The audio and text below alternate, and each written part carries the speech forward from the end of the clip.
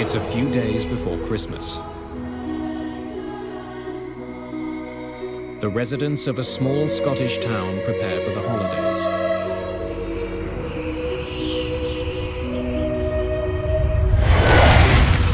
Danger is fast approaching.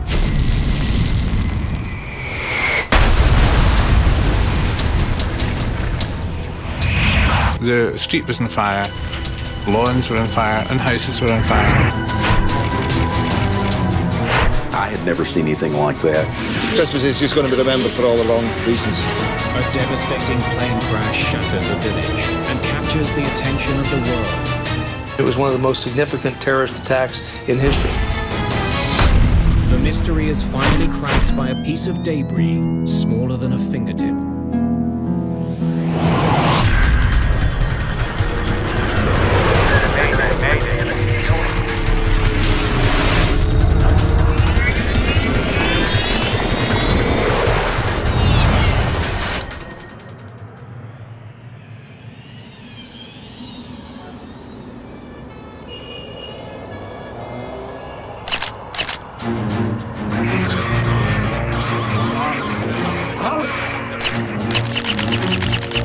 October the 26th, 1988, near Düsseldorf.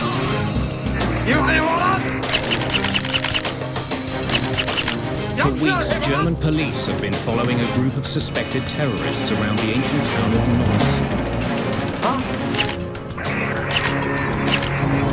Neuss. Today, they'll make their move.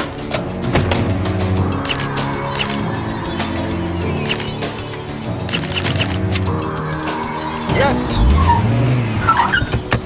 Bigger! Bigger!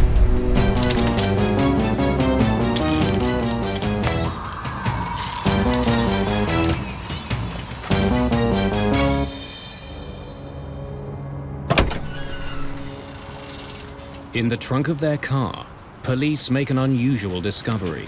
Berühren Sie es nicht.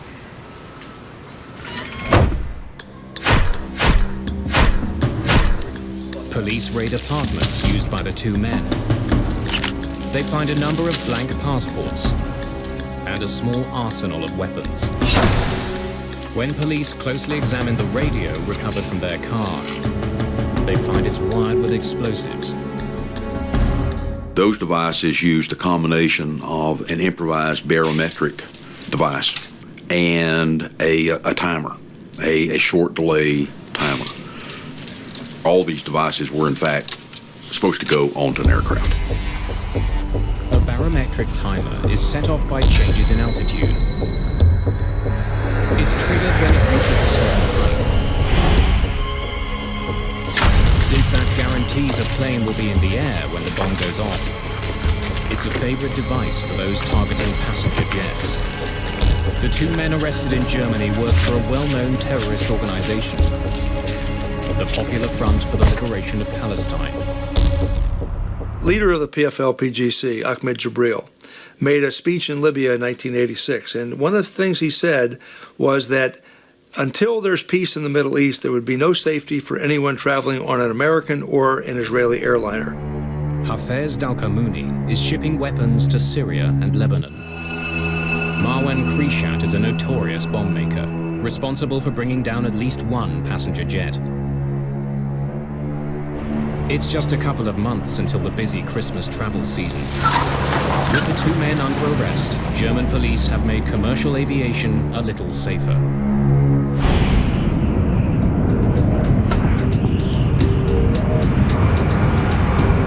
Later, Pan Am Flight 103 is on its way from London to New York.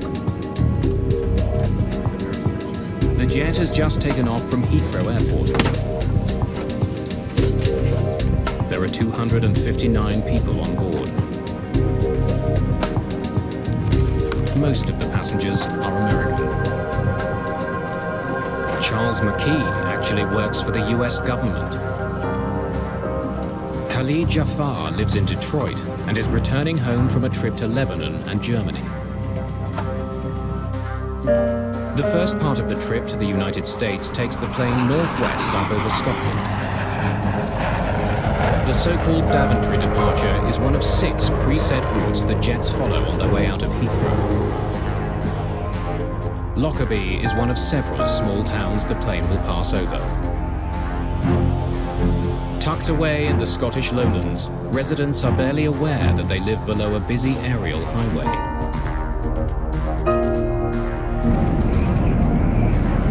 Pan Am calls this 747 Clipper made of the seas. As it levels off at 31,000 feet, the crew gets in touch with air traffic control. Good evening, Scottish. Clipper 103, we are level at 310. 103, you are identified.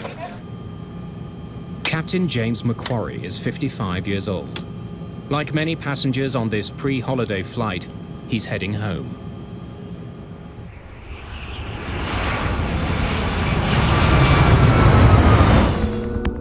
Five miles below, the people of Lockerbie prepare for Christmas. Michael Gordon is chatting with a friend when a strange rumbling noise fills his house. Hang on, there's something odd outside here. The weather that night was a bit wild. There was a fairly strong westerly wind, and I could hear it hitting the window in front of me. From my window I can see Lockerbie because my house sits up on the hill. And I heard this noise, which was above the noise of the wind, and the noise sounded like thunder. And the noise got louder and louder. And I could hear the noise then got to the stage of being similar to a jet fighter.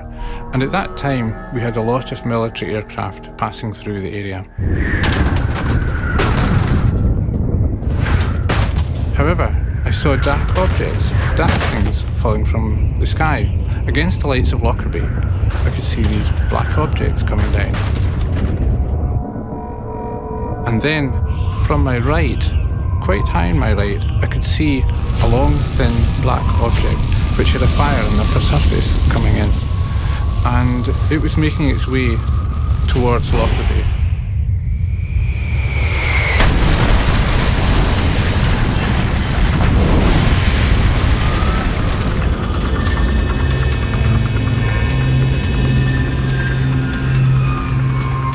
When it hit, there was the most horrendous explosion, and I could hear the tiles on the roof of my house lifting. Hello? Hello? When the explosion took place, the telephone line stopped functioning.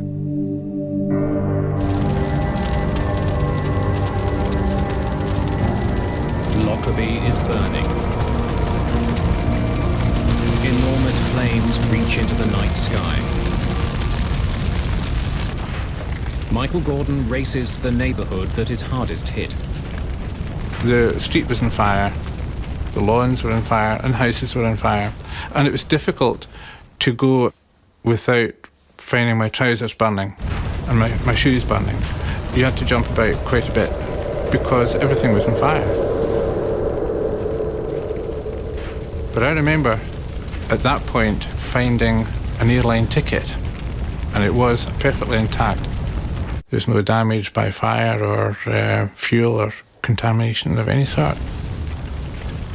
And the airline ticket said London Heathrow to JFK. Somehow Pan Am Flight 103 has fallen from the sky and smashed into Lockerbie, Scotland.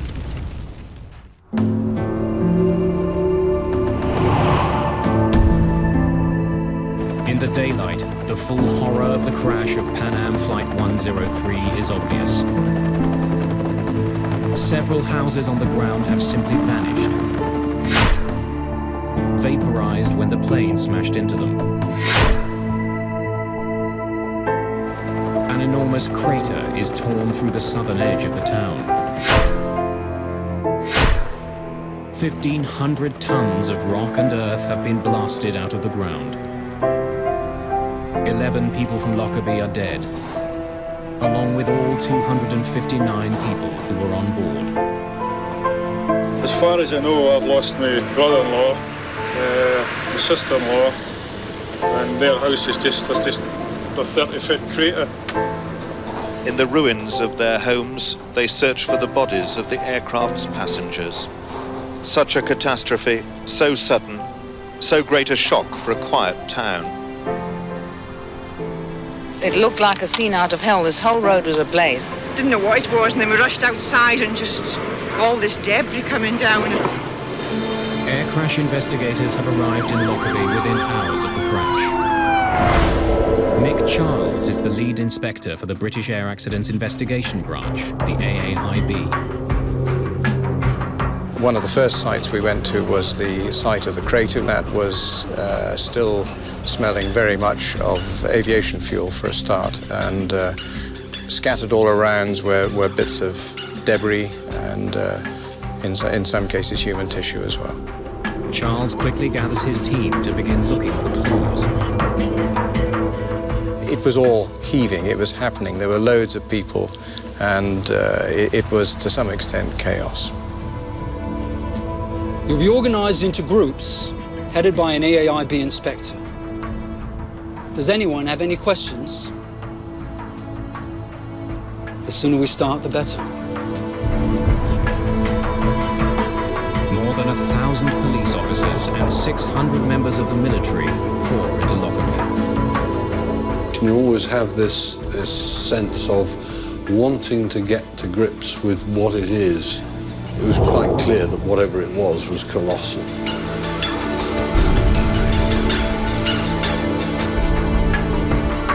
Any debris that's found is put into clear plastic bags and left to be collected later. Dark bags are used to store human remains.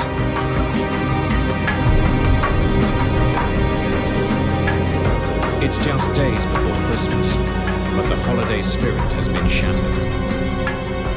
At the start of the investigation, what we were doing was finding out which bits of the aeroplane were where, actually finding all the aeroplane. The sheer scale of the disaster is difficult to comprehend. Chris, the RAF have offered us a helicopter. Can we use it?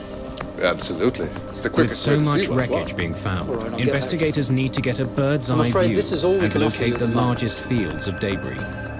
The maps of that area were a very short supply, and we ran out of them very quickly, so we had to use black and white photocopies initially. Investigators bring local police officer Michael Gordon with them to help in the search. The intention was for me to be able to identify geographical landmarks and identify parts of the aircraft. They soon get a better sense of their enormous task. When we were in the helicopter, we could see that the wreckage came out in a cone shape, emanating from Lockerbie, and the cone shape got wider and wider the further from Lockerbie. The principal feature that I was looking for was to try to establish some pattern of the wreckage which would basically help me direct the ground investigators. They're shocked by what they find. Pieces of the plane are scattered over an area larger than all of London. More than 2,000 square kilometers. It quickly becomes clear that Pan Am 103 was coming apart long before it hit the ground. Normally, you're seeing a fairly contained accident site. In Lockerbie, it was nothing like that, because initially the police had identified half a dozen discrete sites. A 747 is made up of more than 6 million parts. In the mangled remains of the jet, investigators need to find the one that will tell them what happened. The plane's cockpit is eerie proof that Pan Am Flight 103 broke apart in mid-air. Severed from the rest of the plane, it's 4 kilometers east of the city. When looking at the cockpit, I was looking at the roof of it, and the windows were intact.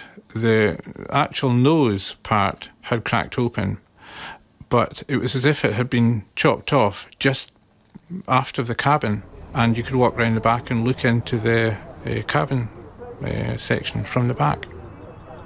Inside the cockpit, investigators note the positions of various switches and controls. They find the autopilot is on and the oxygen masks are still stowed. This is a fairly standard procedure which we would do in any such investigation. The end result was that there was nothing at all untoward found in the cockpit. Everything was consistent with cruising flight. Soon, investigators discover why the damage to Lockerbie was so devastating. The main wreckage which fell on the town of Lockerbie was the wing, which is basically both the left and right wing, complete with a structure in the middle. Investigators estimate that the plane was loaded down with 90,000 kilograms of fuel.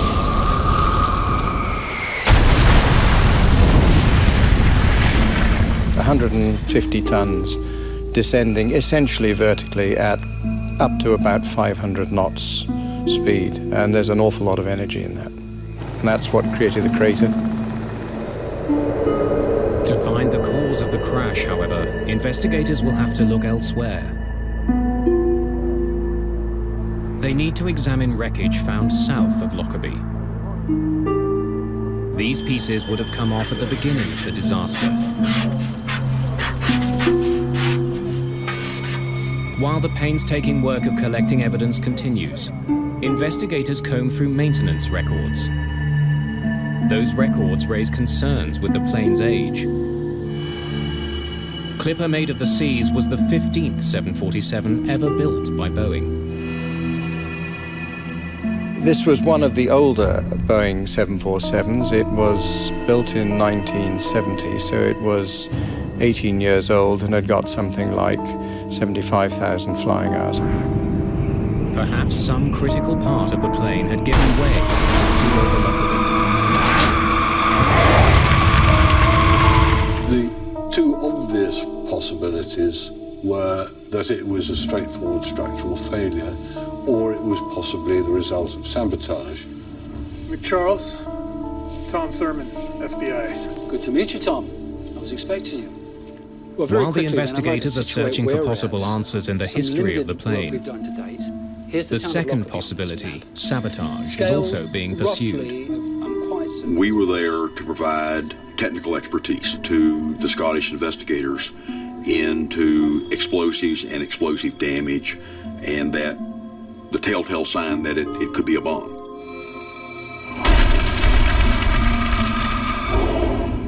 Just 3.5 years before Lockerbie, a bomb had brought down an Air India jet just off the Irish coast. In that case, the plane and vital clues sunk deep to the bottom of the sea.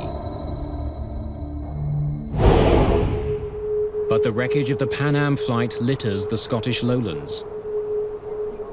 If it was a bomb, there's a chance that important evidence can be found. What kind of logistical effort is it going to take to find everything, and I mean everything, and bring it back to a location to be able to look at it and come to some conclusion? With the fragments that we found on the ground, we were picking those up. We were looking for blast damage on these pieces of metal. But until we found something that said it was a bomb, physical evidence, it was an accident. We were very mindful of the fact that there was plenty of reports in the media about it being a terrorist act. It's a question of what evidence you find and which direction to take the investigation.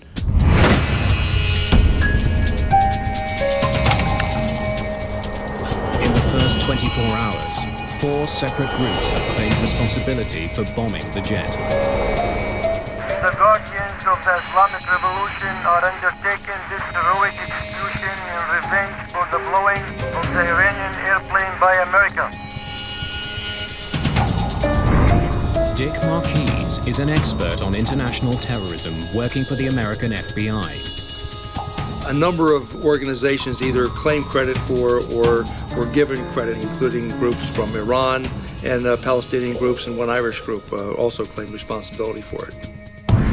6 months earlier, the US Navy shot down an Iranian passenger jet. 290 people were killed. The American government claims it was an accident, but Iran has vowed revenge.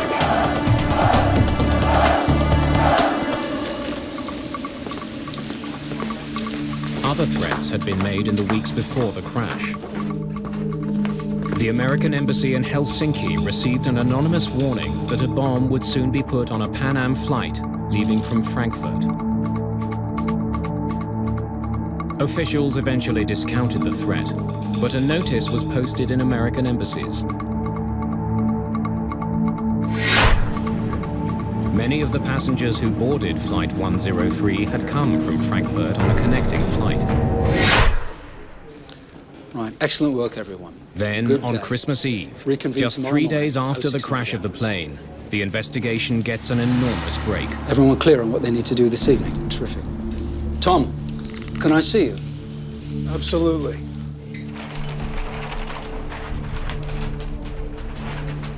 Yeah. You'd like to put your gloves on, I think, for this. Mick Charles had a bag and had a piece of metal in the bag. What is it? We think it's a piece of luggage rail. It helps guide the cargo containers into place. Inspectors in the field discovered items which they recognized as being not part of a normal failure sequence that you would expect if it had been a structural failure. Nick, this has been very near an explosion. That's what we thought as well. Small marks have been made on the metal. Craters that are the telltale signs of a bomb. The hot gases of the combustion process of the explosion hits a piece of particularly metal, and it puts pits in it like you would take a blowtorch. Take a blowtorch and you have a piece of metal and you just barely touch the piece of metal, it'll make a little hole down into the metal. It's the first piece of wreckage from outside the town of Lockerbie to show any signs of being damaged by fire. Where did you find it? I'll take you out in the morning. The Scottish countryside is about to become the largest crime scene in the world. It's Christmas Day, 1988. But in Lockerbie, Scotland, people are still reeling from a devastating plane crash. Christmas is just going to be remembered for all the wrong reasons. It's just tragic for everybody. I'll never believe in God again.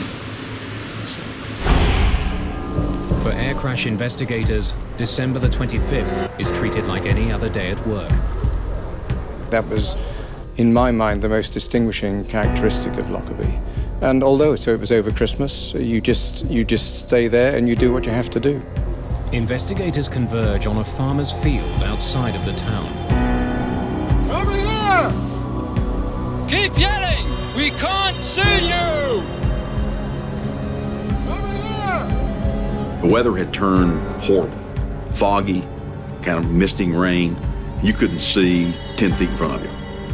And there was debris literally all over the place. Another piece of the baggage compartment rail has been found.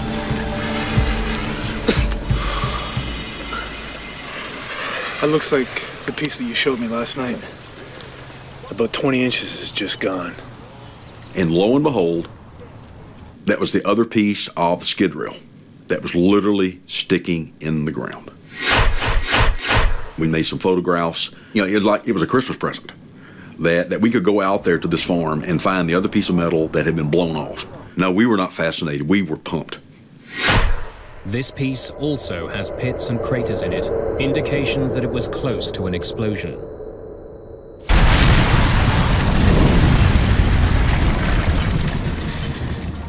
The pieces of wreckage are part of the southern debris field, and near the beginning of it. The placement suggests they were some of the first parts to break off the plane.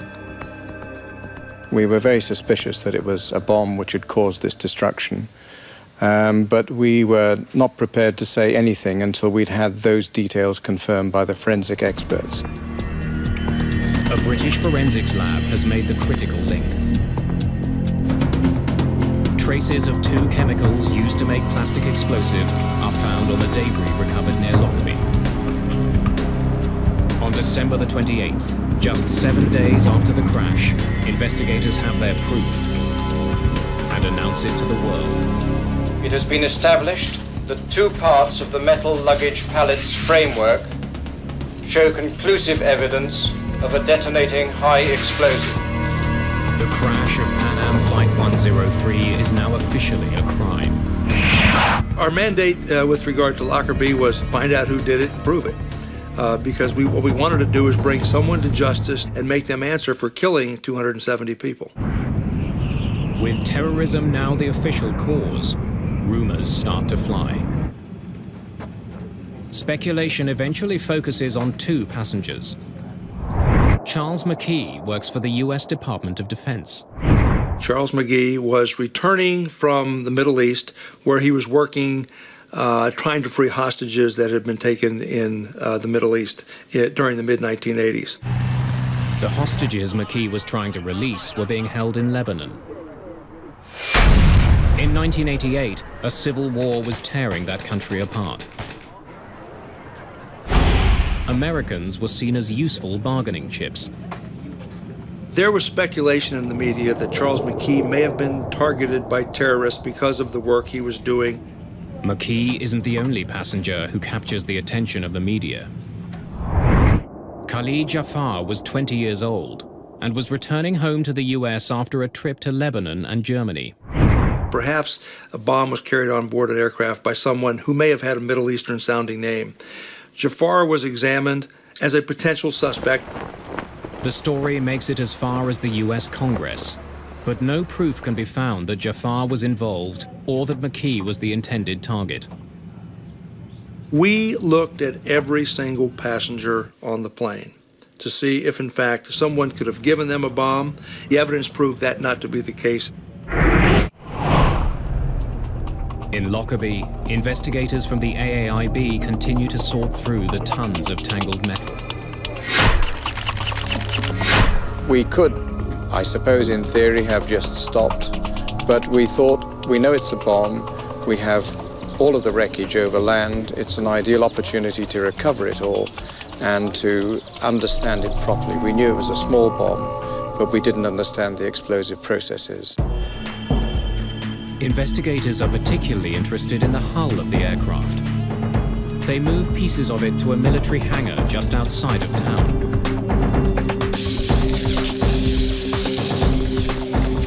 It was a 5-acre shed which was long enough that we could plan to lay the fuselage out, opened up like a clamshell, using the bottom center line of the aircraft as our sort of core line. The fuselage of an airplane is bolted to a series of frames, and each frame is numbered based on how far it is from the front of the aircraft. Before we laid out the wreckage two-dimensionally, we put lines and tapes on the floor to give us a grid, and this grid related to the geometry of the aeroplane. They begin to reassemble it like an enormous jigsaw puzzle. A lot of the structure bears characteristic shapes that you can say immediately, this looks like a door frame. A lot of stuff, it has unique part numbers which can help you identify small and fairly what you would call unidentifiable bits. As the work continues, more pieces of the plane are found that show telltale blast damage. Right, the location is 817204. When they gather the pieces that are near the front of the plane, investigators make a chilling discovery. This is where the bomb had started ripping the plane apart. It became apparent that there was an area of the aircraft in which the damage was really quite different from the rest. The fuselage in this section isn't torn, but blasted to pieces. The fuselage structure in the area of the explosion was blackened and sooted. The fractures were very rapid and jagged, unlike normal tearing fractures of skin. Frame 700 runs right round here. And between Not only do investigators now know it was a bomb, they know where it blasted through the fuselage of the plane. Just outside of the forward luggage compartment. Peter Clayton is responsible for reassembling the cargo containers that were directly behind the shatter zone. The main goal I had was to identify the baggage container that contained the device. We had maybe 20 baggage containers of a similar construction. So it's like having 20 jigsaw puzzles all mixed up. The investigators concentrate on the cargo containers that were found in the southern debris field, wreckage that was ejected shortly after the explosion.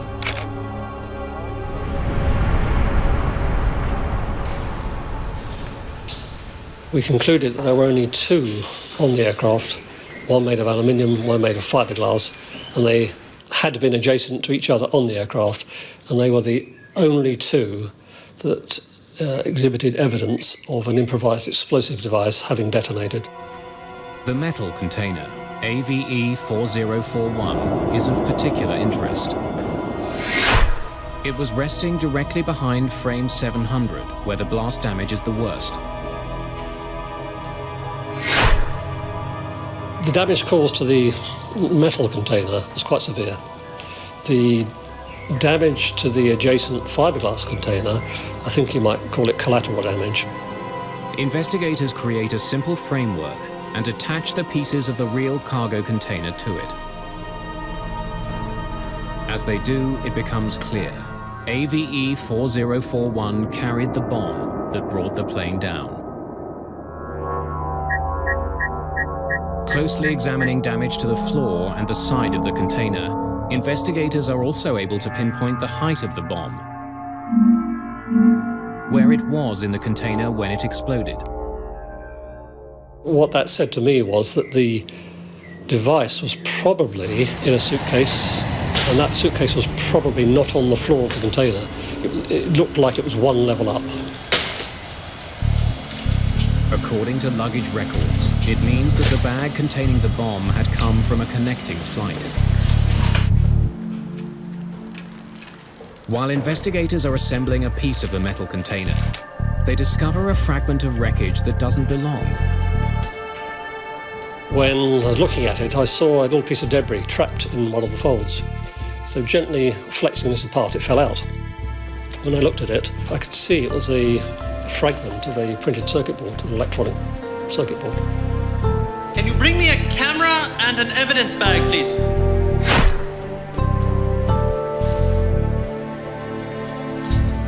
Let's get this to the lab. I didn't know whether it was a bomb part of the airplane really or what. It could have been somebody's shaver, for all I know. Eventually, forensic experts in Britain determined that the circuit board was a piece of a specific brand of radio. News of the discovery makes its way to Washington. It reaches Tom Thurman, who's returned to his office there. And lo and behold, an identification was made into a Toshiba SF-16 radio. And ironically enough, the name on the side of that radio, just as a brand name, I guess, was called a bomb beat radio. The radio cassette player had hidden the bomb. It's very similar to the one that was recovered by German police when they cracked the Palestinian terrorist cell 2 months before the bombing.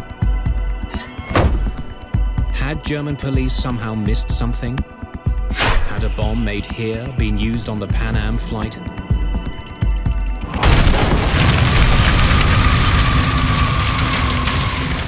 When the bombing happened, one of the initial suspects certainly was the PFL-PGC cell in Germany. The intelligence told us that the PFL-PGC was probably responsible for this. 49 passengers who eventually boarded the Pan Am flight started their journey in the German city of Frankfurt. Their bags were placed onto Flight 103 in London.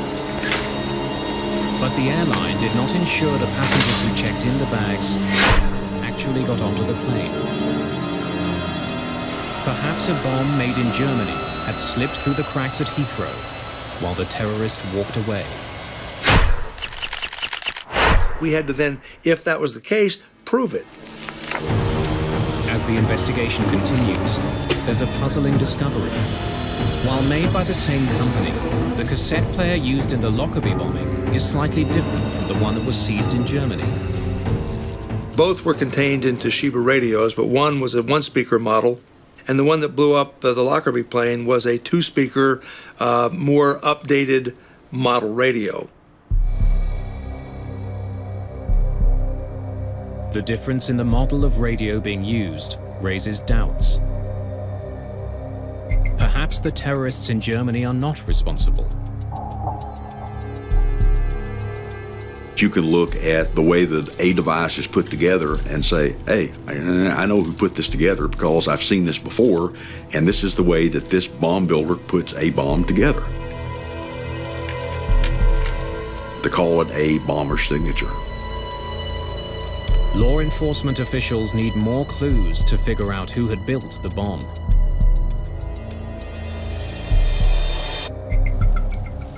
Perhaps the suitcase it was packed in can provide those clues. Studying small pieces of wreckage, British forensic experts find that the suitcase was a hard-sided Samsonite 4000. Samsonite made only a few thousand of these suitcases and sold all of them in the Middle East.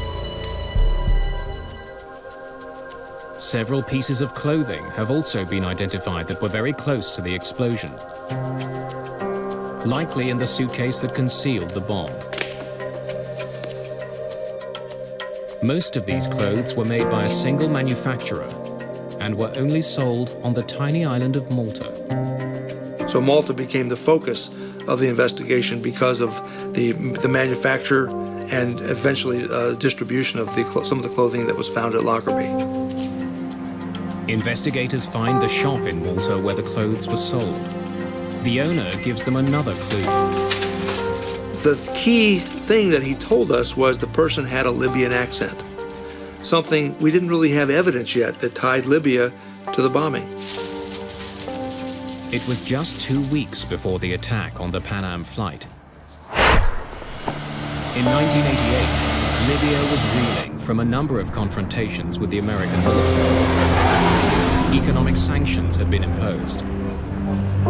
The country was isolated, and its leader, Muammar Gaddafi, aggressively anti-American. Perhaps the bombing of the Pan Am flight was an attack by Libya against the United States. Pouring through baggage records for the Pan Am flight, police discover one piece of luggage that had been carried from Malta to Frankfurt earlier that day. Bag number B8849 had then been sent through to Britain's Heathrow Airport. Once there, it was placed on the second level of cargo container AVE 4041. It was the Samsonite case investigators now know carried the bomb.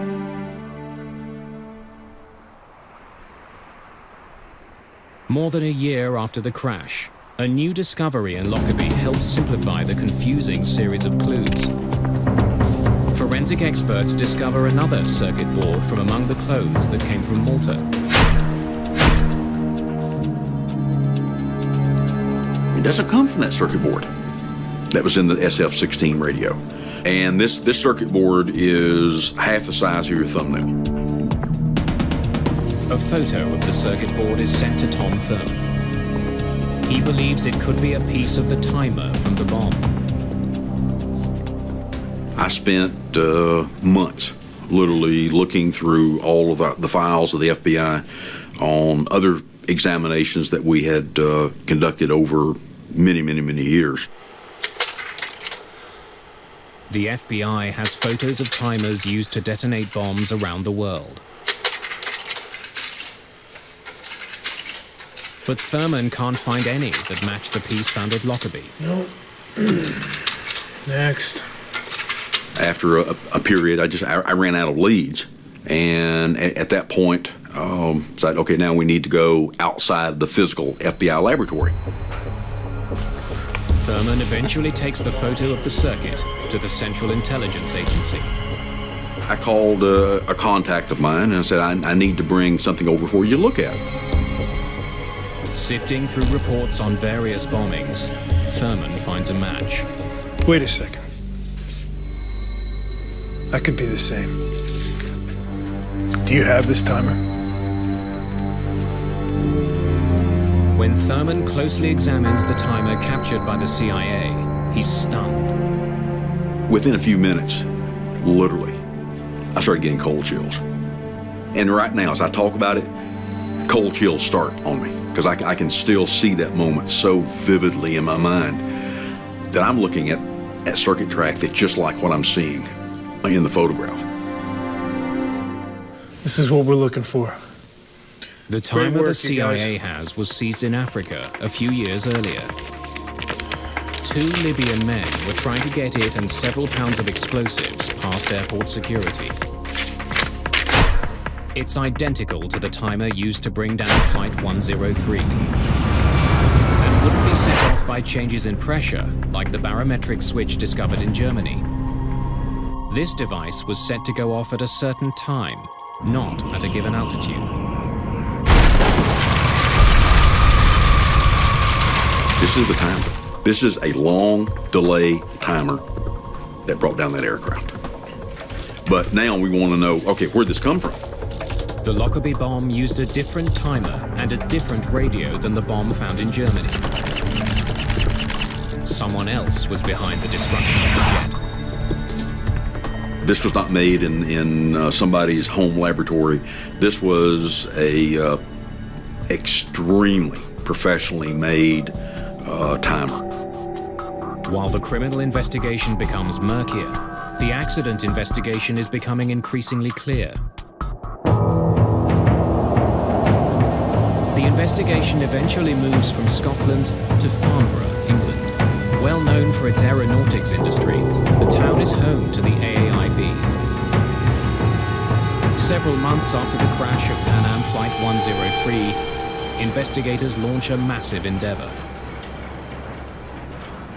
They begin to rebuild a 20-meter section of the fuselage from the ruined jet. They hoped that it would give them information their two-dimensional reconstruction couldn't.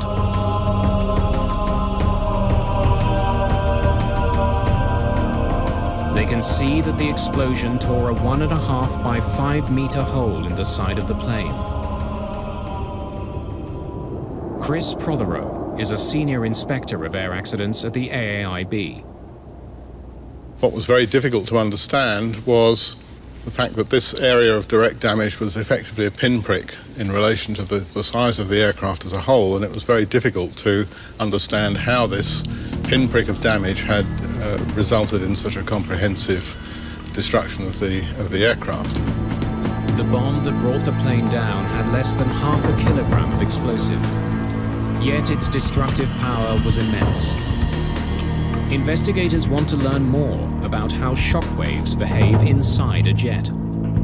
It's rather like a freeze frame on a video footage. If you can capture that point as the thing is coming apart, it tells you a great deal about the way it's coming apart. What they discover is that the initial blast wave wasn't the only one to damage the plane. A large section of the ceiling of the aircraft has been pushed up with so much force that the rivets connecting it to the plane's frame popped. It wasn't torn apart, but blasted by a shockwave. The other features that the 3D reconstruction allowed us to identify were areas of remote pressure damage on the crown skin and other areas where explosive shock had been channeled through the internal spaces in the aircraft. The inside of a jet acts like an echo chamber, bouncing the shockwaves of the bomb around. They gather strength until they encounter a weak spot in the skin. When they do, they blast through. The work in Farnborough is powerful proof of how destructive even a small bomb can be.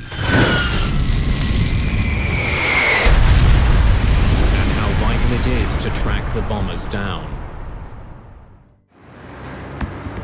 Almost 2 years after the Lockerbie disaster, the criminal trail of evidence brings investigators to Zurich. The timer that detonated the bomb is traced to a Swiss company called Nebo. One of the owners of the company admits to building it.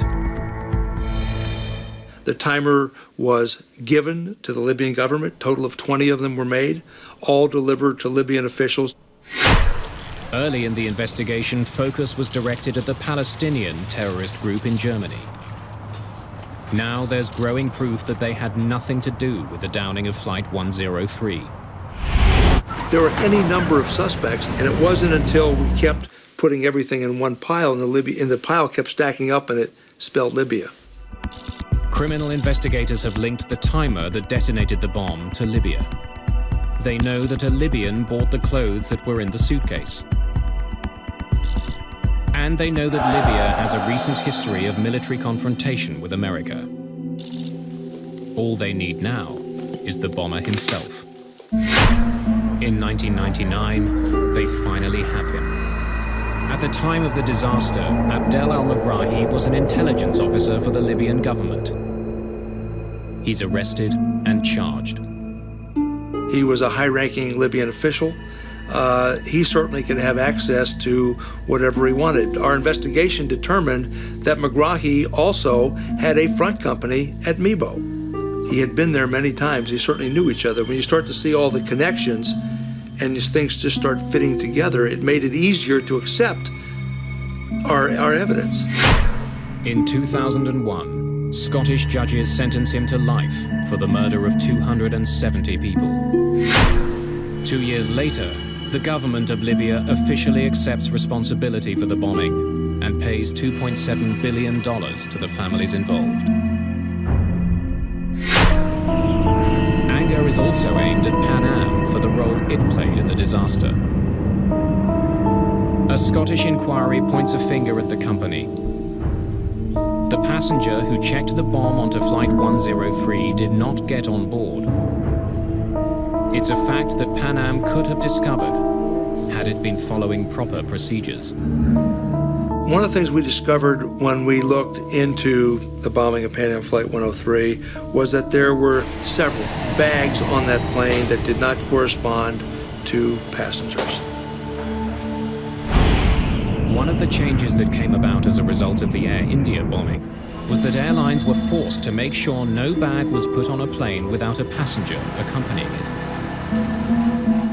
It's called passenger baggage reconciliation.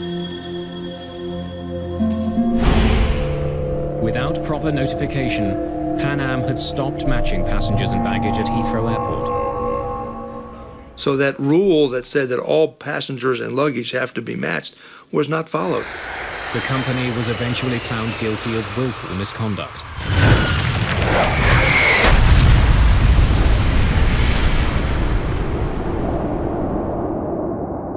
After the crash and the court ruling, Pan Am declared bankruptcy.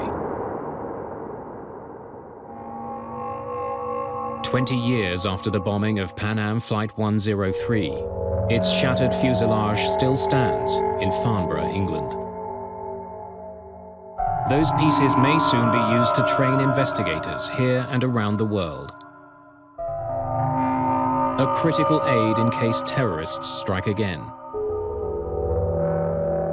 The enduring feeling I have as a result of Lockerbie is the tremendous level of cooperation we had from all the agencies. And considering that there were about 2,500 people with the military, the police, and so on involved in this, I think that's a great tribute. Lockerbie was a rare occasion that we felt honored to be a part of, to help make this happen. You know, we played small roles, but everybody played small roles to make big contributions to an overall success. In the town of Lockerbie, there's little evidence today of the horror that exploded from the sky 20 years ago. In a small church, near where the dying plane's cockpit landed, is a stark reminder of the toll of terror and the importance of bringing the guilty to justice.